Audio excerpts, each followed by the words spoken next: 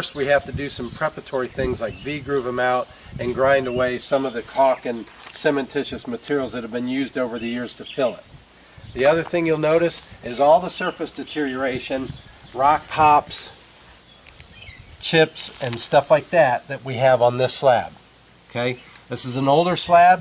It's in very good solid shape, but we still have the surface deterioration to make sure of. Control joint. When we're done with this, we have to make sure that the control joint is still there so that the slab can move around.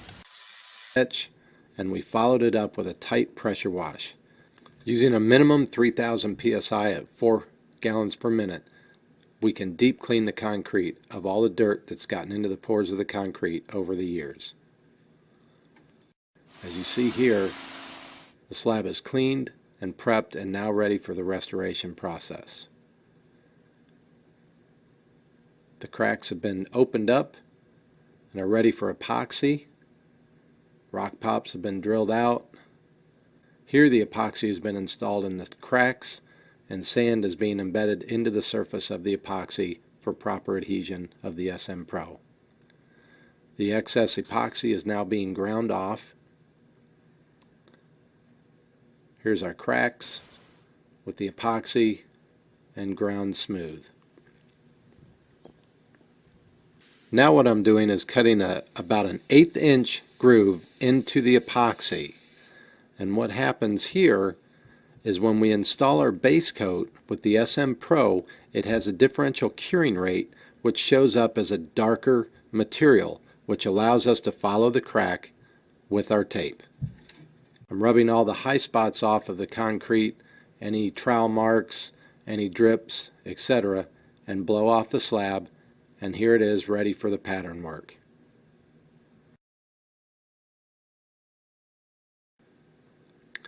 Here the pattern work has been started. Brick borders were formed first, the stone pattern was brought down the walkway, and then the tape was run down the cracks as seen here, with the darker material being the guide. Once this is all laid out, rocks can be formed to camouflage the cracks in a random fashion. Continue this pattern throughout the project, and you can see you can mask off the cracks and create a stone pattern that totally camouflages where the original cracks were. Here's where the bricks have been applied using Brickform sun-baked clay mixed in with the SM Pro, troweled and textured.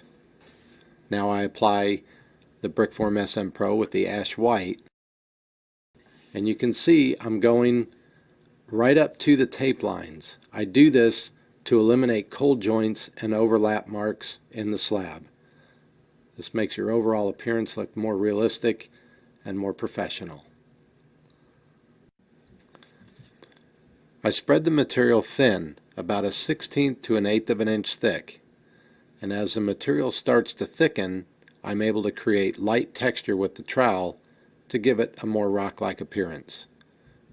I always keep a wet edge as well to make sure that I don't have any overlap marks.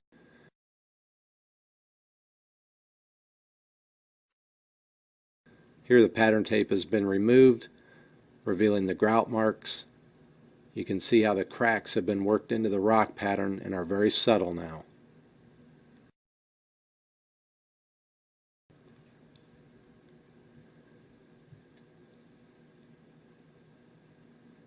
Here's our completed project with the stain.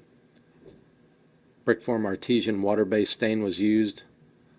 3 different rock colors, 2 different colors sprayed over the entire slab, plus individual bricks were stained to give the slab a realistic brick and rock appearance.